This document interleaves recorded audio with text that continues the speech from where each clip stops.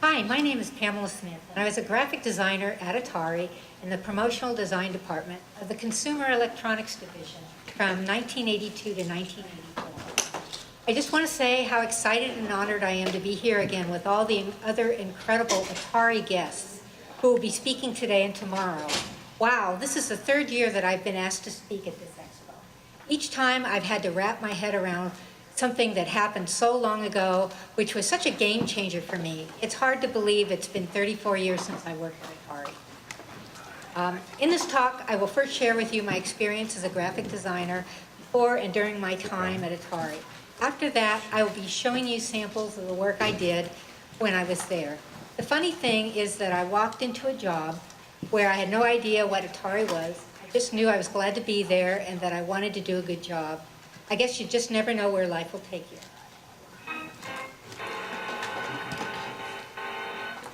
Who knew the labor of love I undertook 30 plus years ago would find me here sharing my experience with you today?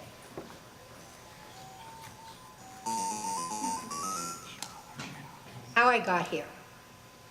Well, as the great game changer Steve Jobs once said, you can't connect the dots looking forward. You can only connect them looking backwards. So you have to trust that the dots will somehow connect in your future. You have to trust in something, your gut, destiny, life, karma, whatever. Because believing that the dots will connect down the road will give you the confidence to follow your heart, even when it leads you off the well-worn path, and that will make all the difference. I'm so glad I kept all my Atari artwork. I just had a feeling that the artwork produced in our department of great designers, illustrators, and writers might someday become collectible, similar to the iconic marketing pieces of previous eras. Like this promotional Coca-Cola tray that I bought in an antique store when I was in high school. Or the store display that my father had for the papier-mâché dog, Little Nipper, the mascot of RCA Victor, who was usually shown next to a RCA Victor Victrola with the slogan, his master's voice. Not only did the Miss Pacman display shown in the previous slide eventually become collectible, so did my Ms. Pacman Mobile, as well as other work shown here by many talented designers and illustrators I worked with. In the next slide, I will explain how I found out this was true. In 2014, my husband and I attended the PBS TV Antiques Roadshow, where it came to Santa Clara, California. I was interested in having my Atari promotional materials appraised. After 2 hours in the line for the collectibles, the appraiser I met with, James Supp, was very enthusiastic about the samples. He told me that there was a large interested audience that would love to see them. He also gave me an idea of the value of some of the pieces, and I was quite surprised and my interest was piqued. My husband photographed my samples and made a PDF to share with collectors online. One of the collectors was Rick Weiss. After looking it over, he asked if I would be available to speak at this expo. To my surprise, Rick turned out to be one of the main organizers of this show.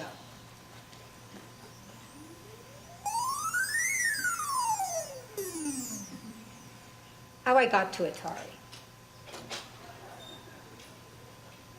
What qualified me for the job there and was key for me eventually landing at Atari was that I was a graduate of the highly regarded Art Center College of Design in Pasadena, California.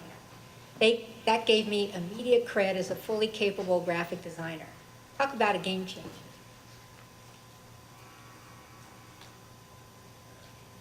After graduating with honors from Art Center, I was recruited by Landor Associates in San Francisco, a top-tier international brand and design agency. I worked in the Tobacco Beverages and Spirits Group, which was located on a refurbished ferry boat docked in the water at Pier 5. And that's a drawing of the actual ferry boat you're seeing in the slide. The work was great, but what a combination. Tobacco, beverages, and spirits, and to top it all off, Dramamine.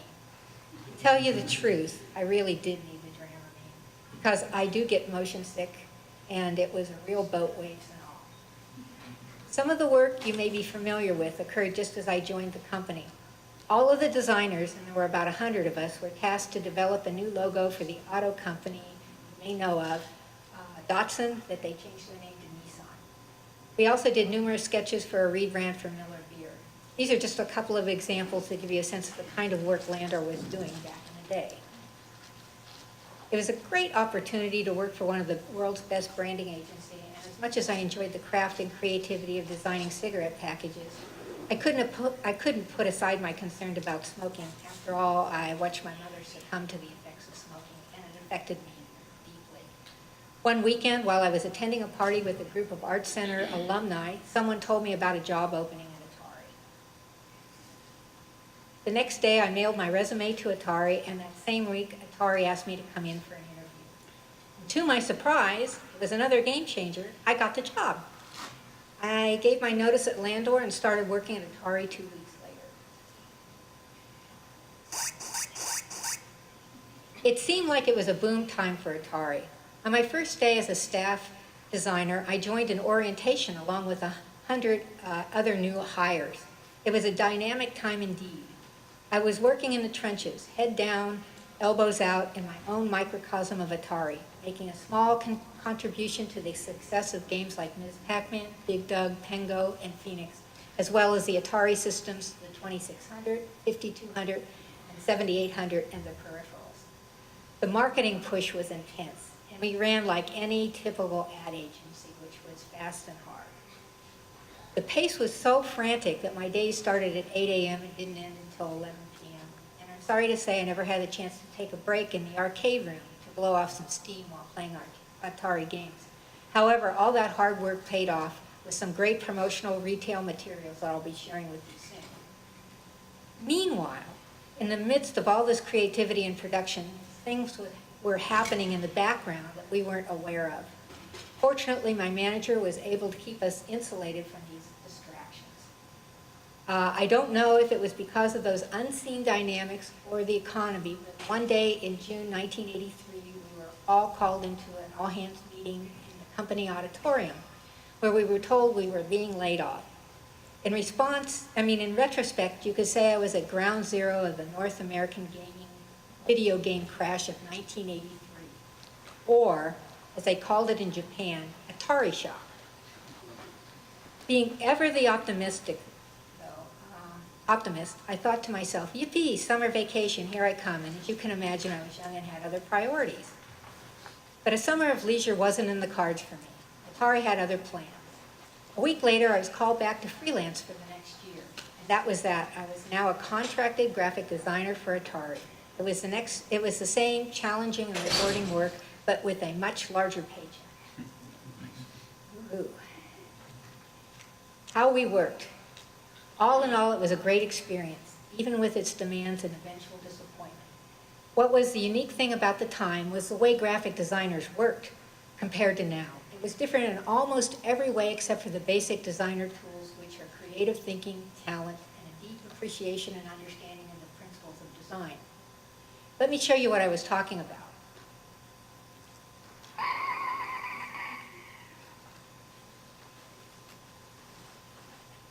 This is a photo of me standing in my cubicle. The moment captured here is a time when we were racing deadlines during Thanksgiving holiday.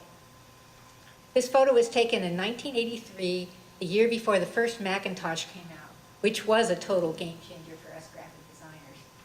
It was the age before this age. It was pre-computer, pre-internet, pre-social media, and everything I did was on the drawing board. In fact, if I had to start over on a project, I could actually say, oh well, back to the drawing board. I guess today I would say, oh well, Command-Z, or for the Windows folks, Control-Z. In the days before computers, we used markers and color pencils to develop our ideas. We had T-squares and rapidograph pens to produce camera-ready art and to send to the printers and the magazines. We marked up our content with exacting specifications and sent it via courier rather than email. Typesetter shops that would turn around the style type galleries overnight. We art-directed photographers and illustrators rather than going online to buy stock photography and art. Before trade shows and during product launches, days started early and ended late. I recall missing Thanksgiving dinner while preparing for one of the early consumer electronics shows in Las Vegas. The life of the retro-to-be game company graphic designer was always intense, as you can see by the way my office is in such disarray. Now I'll attempt to explain the different tools in the photo, most of which you'll find on the computer today in graphic design programs. The Luxo lamp. The drafting lamp is still in use today, but in a diminished capacity. It's not necessary to illuminate a computer screen while you're working in the graphic program, although the lamp still comes in handy for sketching and building comps and prototypes. Does anybody remember Luxo Junior? Pixar. Yeah, Pixar. The Pixar Studios' first animated short. It was really good.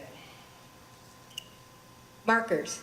As I'll show you in my art sample, we often drew marker comps, also known as comprehensive sketches, to sell the idea for a printed piece, which was a three-dimensional whether it was a three-dimensional hanging mobile or a sketch for a pocket sales guide, being able to sketch with markers was a valuable skill.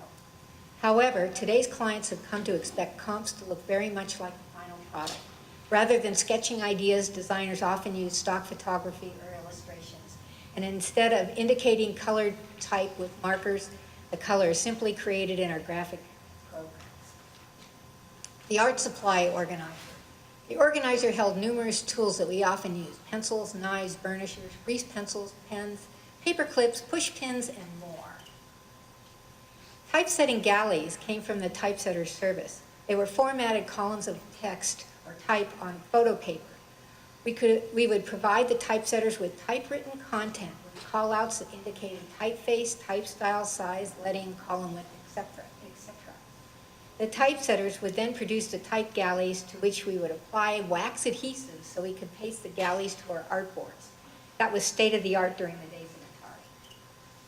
Festine is a solvent-like thinner. It's effective for thinning rubber cement or cleaning up excess adhesive wax that we use to position type galleys or photos and line drawings. It was great for these things, but not great for your health, so I don't miss that.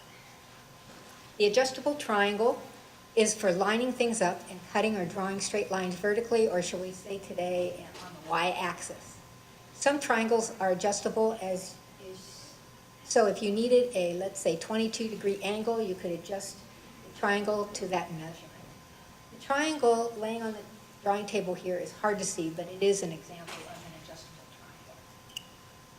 triangle. The drafting tape dispenser held many kinds of tapes for various purposes. There was white graphics tape to fasten tissue overlays to artboards, black photo tape to adhere cover sheets to art comps, and camera-ready artboards and double-sided tape to build comps and prototype dummies. Today, many of the projects that required these versatile adhesives are now created as electronic files, such as PDFs, that obviously don't require tape. The drafting table. For the most part, the drafting table has been replaced by the workstation. And Atari, the drafting table was the workstation. Okay, concept comp. So what is a comp? I mentioned it a number of times. The word comp is short for a term for comprehensive sketch. This is a step beyond a rough sketch. While a rough sketch might have been a black and white pencil sketch of an initial idea, a comprehensive sketch was a more realistic marker drawing, usually in color, that showed more accurate visuals, typefaces, and colors. These would usually be the art presented to and approved by the client before the artist could proceed to the final mechanical or camera-ready art. Comps still exist today, but they are usually in digital form as layouts with stock photos, actual photography, actual typography, colors, and were presented as PDFs. The tabaret.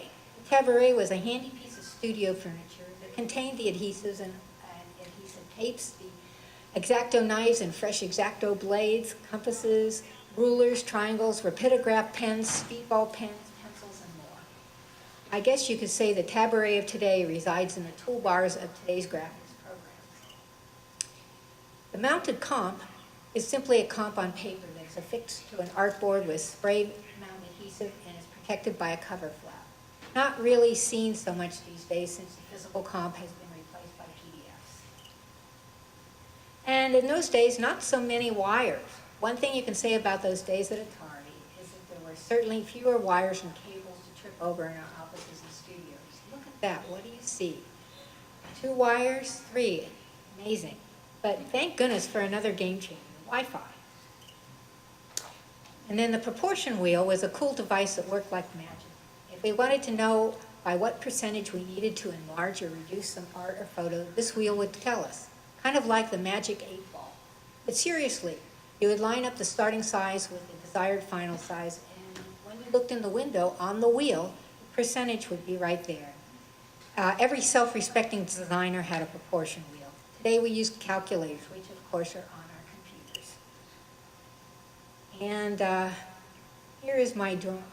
here on my drawing table sits a three-dimensional comp of the package that would contain a holiday surprise for the Atari 5200 system.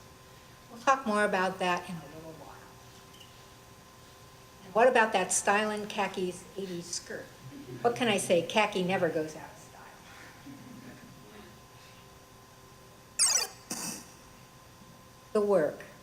As I mentioned, we were a team producing a large amount of creative promotional material for Atari.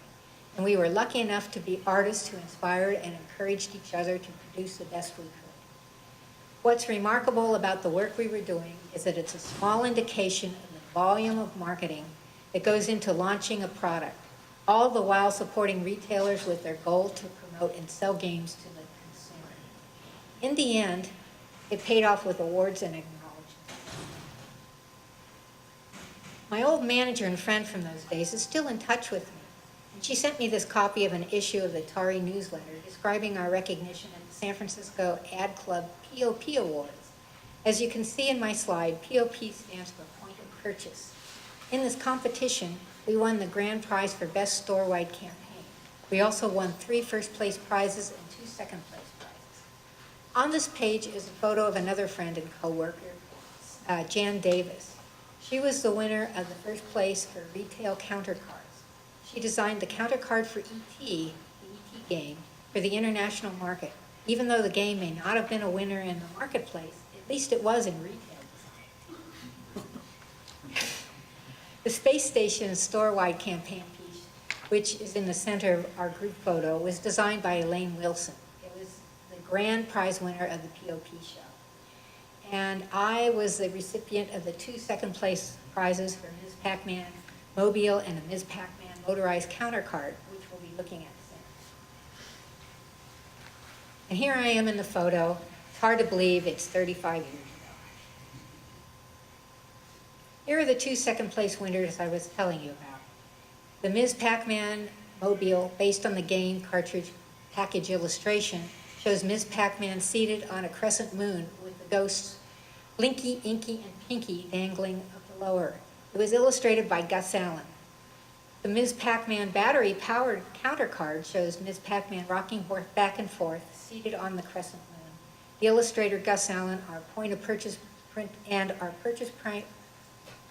POP printer, and I got together to cook up this cool idea for a lively counter card for retail stores selling the Ms. Pacman game. Each POP came with instructions on how to build and install them. The Mobile came with the required parts taped to the instruction sheet. And the counter card also came with its own instruction sheet, and the battery was included. This is a die-cut sheet of the Mobile that I saved. It's mounted on foam core. The retailer would pop out the pieces and string them together to make the display. The Ms. Pacman Mobile and counter card were packaged in this box for sales reps to deliver to their retail customers. This box was designed by Mark Galarno of the design group Galarno and Sin. Rumor has it that the deadline was so tight that Mark worked for 3 days straight with no sleep. And here's a photo of the Ms. Pacman Mobile hanging in the background in a meeting at a company called General Computer Corporation. GCC was started by a handful of dropouts from MIT. It was located across the street from the campus. It was a game changer for Atari to start using programmers outside the company. Steve Golson of GCC spoke here last year and was nice enough to send me this photo to share with you. And also, it was a game changer for me regarding my father-in-law, who was an engineer. When I showed him this photo of the Ms. Pacman Mobile hanging at MIT, he finally conceded that after all these years, the graphic design might be a worthwhile college major. So now we move on to the game Dig Dug. The Dig Dug POP and Mobile and shelf talkers were illustrated by Gus Allen, who also created the art for Ms. Pacman. I'm so happy I got to work on the marketing for both these games because they were the first games considered to be more inclusive and designed to attract women to play games. By the way, the Ms. Pacman game for the 2600 was a much better version than the disappointing Pacman version. Ms. Pacman was much more like the popular Namco arcade. Getting back to Dig Dug, Gus Allen and I collaborated to produce the poster art, which is in the center of this photo. Our rep from the POP printer, Pac Litho, came up with a great idea for the pumped-up beach ball style Puka mobile, after which I developed the design for the shelf top. The next set of slides show samples of pieces I worked on for the game Phoenix. These sketches are for a shelf talker. Working from the illustration on the packaging for the Phoenix game was not a simple proposition. The fine detail of the Phoenix illustration would have been a challenge to apply to the projects I was working on, which were a mobile and shelf toppers. So instead, I imagined something simple and bold that was recognizable as the classic. Our POP rep and I collaborated when I showed him a rough pencil comp of the Phoenix, what it would look like, and this is a final printed shelf top. And kudos to Pac Litho for coming up with the mobile. This is an example of paper engineering genius, and I just love working with those guys. Here is a mobile I saved in a flat form, ready to be assembled with the instructions included. And now, regarding the holiday package I pointed out earlier, sitting on my desk. In 1983, the Atari Consumer Electronics Division found itself in an awkward position. They knew the 5200 gaming system was going to be a hot item for the holiday season. That was the good news. The bad news was that they also knew the 5200 was not going to be ready in time for the holidays. It became my mission to come up with a way to make it possible for people to give the 5200 as a holiday gift. The solution came about in stages. First, I designed a box that had a photo of the 5200 printed on it, along with a festive bow and ribbon. Just a ticket to put the happy recipient in the holiday spirit.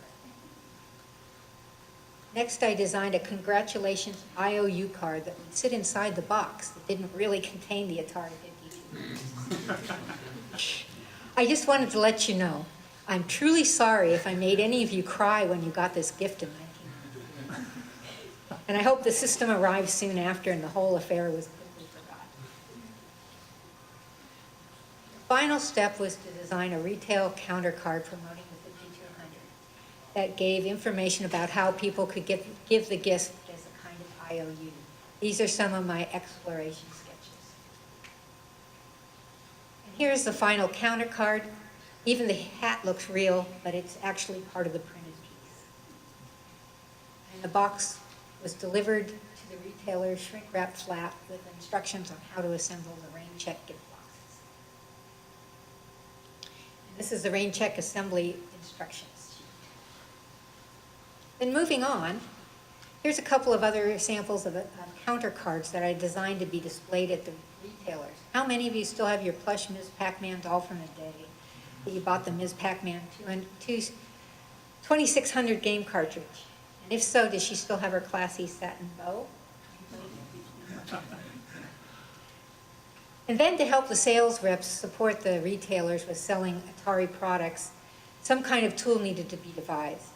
This is a rough color sketch for a salesman's pocket guide. It would contain information at a glance about the products for salespeople to use when they were talking with retailers. And likewise, the retailers would use the guides to inform their customers. I still have the printer's proof for this guide. I arranged them so you could get an idea of what the individual pages look like, as well as the folded pocket guide, sales guide. I also designed point of purchase and caps for end retail stores. I showed my print rep my pencil sketch for the idea of the end cap, and he and his engineers came up with the final Atari 2600 system peripherals end cap shown here. And this is a concept sketch for a salesperson's kit in the form of a Gurkha bag. It would contain a number of the tools used to sell Atari's consumer electronics: promotional videotapes, a binder, order forms, planograms to set up the store space, and more. This 1983 new product catalog was quite an undertaking for a team of designers. It contained complete information about software, hardware, merchandising, and promotions. It's a great example of the amount of marketing that was necessary to keep Atari on the minds of the retailers and consumers. This slide shows interior pages of the catalog. They tell the retailer about how Atari would plan to promote the products, ensuring sales for their stores. The page on the left shows the various marketing tools and media advertising that Atari used for promoting the products. On this row for Jungle Hunt, we can see the marketing plan. It includes the icons that tell us which media were being used to promote the game: primetime, TV, MTV, magazine ads, radio ads, posters, banners, shelf talkers, and rodeo. It also talked about the target audience, the game features, focus group results, and more. And these are a couple of pages that describe the two gaming systems, the 5200 and the 2600. Aside from the information shown on these pages, from a graphic designer's point of view, these are a great example of product photography from the 80s. Whether it was Apple computers, Hewlett-Packard, or Atari, it was the style to show computers and systems looking as if they were floating in space. This fold-out page displays the peripherals for the Atari 600 computer. It really shows how far we've come. The dot matrix printer and the enormous numerical keypad are a couple of examples that stand out for me. This product catalog was another important tool. We designed it as a 3-ring binder with dividers for the section. The design had a professional and fun look to convey Atari's commitment to entertainment electronics. This also took a team of designers to produce. Unlike today, there were a lot more work to be done in different skill sets, and things took longer too. For instance, today designers got content in the form of Microsoft. Today designers get content in the form of Microsoft Word files. We can then copy and paste them into our layouts and use style templates to make the type bigger, smaller, bolder, thinner, etc. In the Atari days, we would take typewritten pages from the writer and mark them up with typesetter specs to indicate the style and size, and then send those pages out to the typesetting service, which usually required at least 24 hours to produce and output the phototype galleries. Today, we can do the same thing in our computers in 10 minutes or less once we set up our styles and our templates. Another thing to consider is the color artwork. Today, many illustrators work in illustration software. So the art is ready to print once they provide it to a designer. Or a traditional illustration can be scanned by a high-end scanner, usually in a day. At Atari, color separations were needed to create the film necessary to print one of these product sheets. This normally took 3 days to turn around the color separators in a color separator's workflow. Then there were the lines on the layout. Today we can do this in an instant in our page layout programs. At Atari, a designer or a production artist would use a rapidograph pen to draw the lines, and they had to be perfect. Ruling a template for these design sheets probably took at least 30 minutes. Finally, all this design needed to be composited into film that would be exposed into printing plates for printing. This usually took at least 24 hours. Today, printers can prepare printing plates much faster. So what can potentially be done in a day took at least 3 days at Atari. That's why it took a team to create the artboards quickly to get the art to the printers as soon as possible. But enough about that. These are just fun to look at. Here are some more great product sheets for games to play on the Atari 5200 system. The variety of illustrator styles is what I really enjoy. They look like movie poster art from back in the day. The support section of the sales binder contained information about how Atari reps help retailers move product and keep inventory stocks levels stocked. And other pages explained in-store promotions, such as a safari trip to Africa or Australia for some lucky customer. Unbeknownst to me, this was the last project I would work on at Atari. It's the back side of the package for the Atari 7800 Pro system. It was scheduled to roll out in July of 1984, but was canceled due to the sale of the company from Warner Brothers to Tramiel Technologies. The completed Atari 7800 Pro system sat around for more than 2 years off the shelf, and then Tramiel Technologies brought them to the market in 1986. Well, it was a little too late, too little too late. By that time, the next game changer, Nintendo, had cornered the market lock, stock, and barrel. As I was leaving Atari on my last day, I saw this really nice sketch on the floor of the studio. I don't know who did it, and I was only guessing that it was a rough sketch for the Galaxian promotional mobile because it had the same rainbow around the outside. However, when I spoke at this expo 2 years ago, I found out the sketch was really for the game Yard's Revenge. And to recap, here's a timetable of Atari from my perspective. 1972, Atari was founded by Nolan Bushnell and Ted Daddy. 1976, Nolan Bushnell sells Atari to Warner Communications. 1977, Apple II computers debut at the West Coast Computer Fair. 1979, Atari 400 and 800 computers arrived. 1982, I started working at Atari. 1983, the North American video game crash.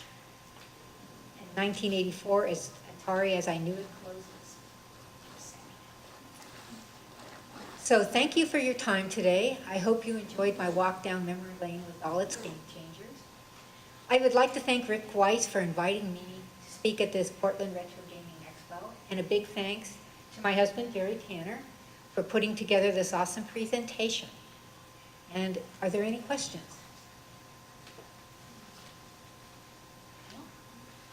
Oh, yes. What was your relationship with the actual game makers to the graphics department? Like, did you guys collaborate, or did they come to you and say, well, my game really isn't that, or?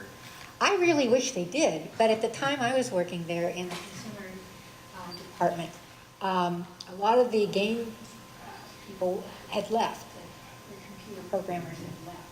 And we were in a different office than where they were. There still were a lot of illustrators, and I would go over and talk to the illustrators and ask them more about the games, and then I would take a sample home and play with the game. But I didn't speak to the programmers, and I was really wondered what was going on, and it was until last year when I heard about GCC and found out like Ms. Pacman was programmed somewhere else. So if I had been there earlier in the late 70s, I probably would have met more. We probably all would have been in the same building. And I would have met more. Now there's a speaker that's going to be speaking after me, Steve Hendrix. And he was an illustrator there earlier than I was. And he might know more about if he got a chance to talk to the programmers. I was disappointed. I really wanted to meet the programmers. I never got to meet them. So. But that was a really good question. Do you get to now? Yeah, I get to now, yeah. That's the cool thing. I keep learning new things every time. This is the third time I've come, and each time I come, I learn something new. It's really, really amazing. Yes? So, one of the perceptions I had of Atari, or that I guess I've heard other people say, is that Atari at the time really could care less about the game itself. They were more concerned about the pretty package on the shelf. Oh, that's interesting. And Okay. then it wasn't until, I think, Activision, where you actually had games that actually had pictures of what the game actually looked like on the box. Atari didn't want any of that. They cared more about the... I'm going to go back here. What your thoughts on that were. Because I thought, okay, that's...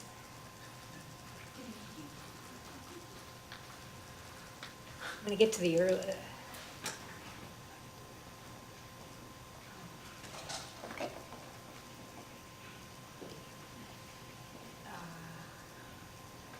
Because I thought we did have them on the back, but see, no, you're right. I learned another thing. Thank you. You're a game changer for me. Is this? I just remember though, yeah, it doesn't show it on the dig dug. I remember in the binders on the that I back did. of the- Like, Yeah. you'd expect nowadays for like, on the back of a box to have some screenshots. Yeah, Right. and the binders that I worked on, the sales binders, they did have screenshots. But, But the average computer person picking up the box just has it. yeah, and I was in a different department than the people who designed the actual little boxes.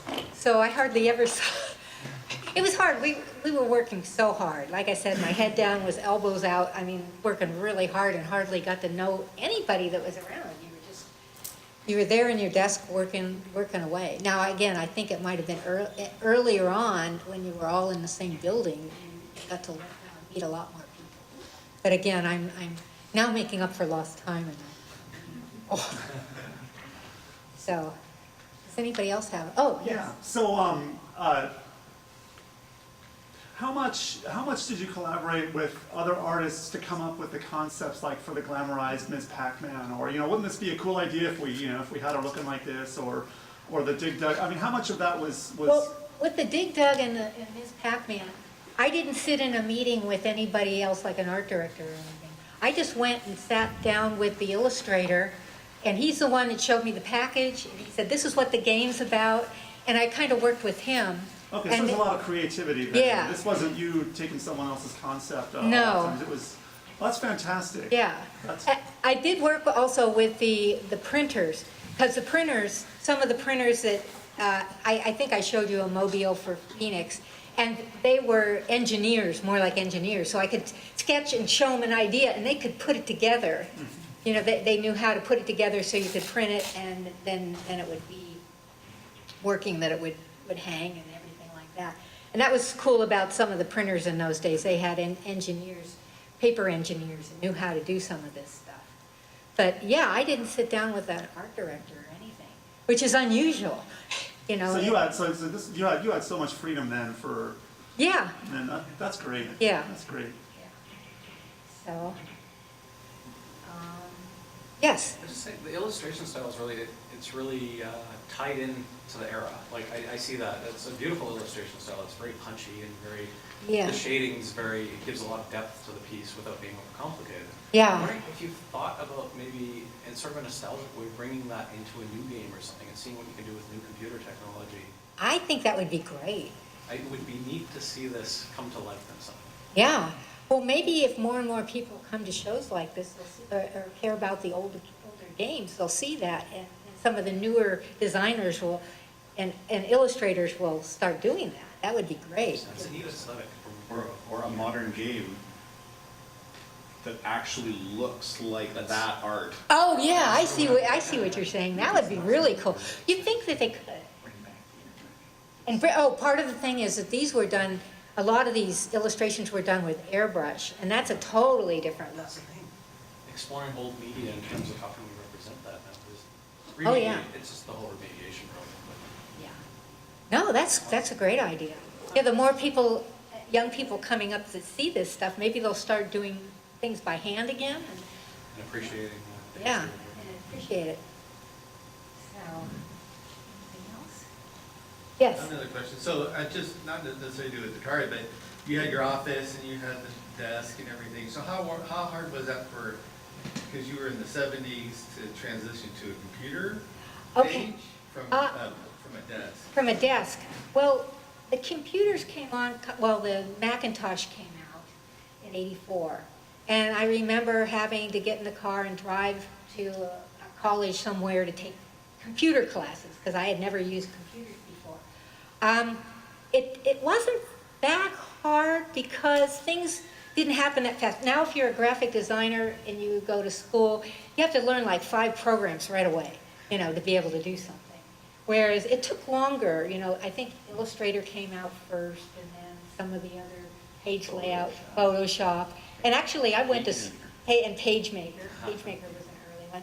And actually, when I was in college, I went to school with Russell Brown, who, he's the evangelist for Photoshop.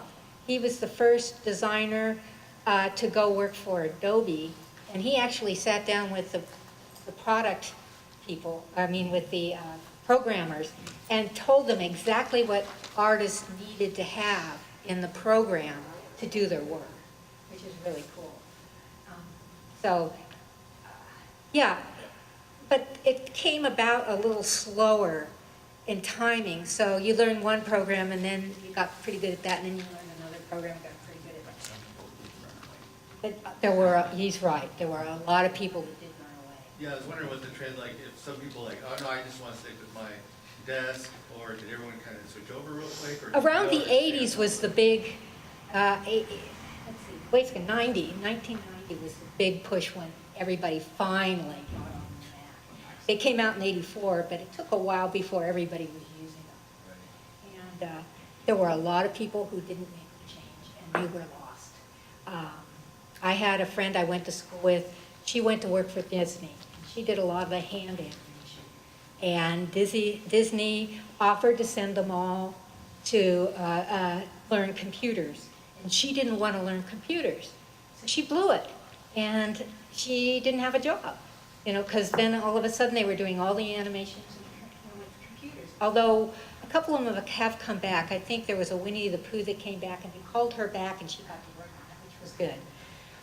But she kind of lost out because she didn't keep up with it. And there were people who were older than me that didn't keep up with it. Did you realize you had to embrace that though? Like, I need to Oh, yeah. take hold of this. Yeah, I definitely did. In fact, I ran into Russell Brown in '85 in Palo Alto, California. He was across the street. I went over to talk to him, and he goes, what did he say? Pam, what was it? Postscript, that's right. He said, Pam, postscript. That's the newest thing. That's the newest thing. I'm going, what are you talking about? What's postscript? And he even loaned me one of the first apples, the little apple machine, so I could play with the SEs. Yeah, it's interesting. Yeah, probably 50% of the designers didn't go on to learn, which is a shame. And I think my time is up. That was what the door is up for. So, I'm actually going to be sitting at the autograph table. If anybody has any more questions, it's in the museum, the Atari Museum back there. And I'd love to talk to you folks more. And also, if anybody wants to sit and see Steve Hendrix, who's the next speaker, he's really good. He's an illustrator from that time period. And he's really a good one to see.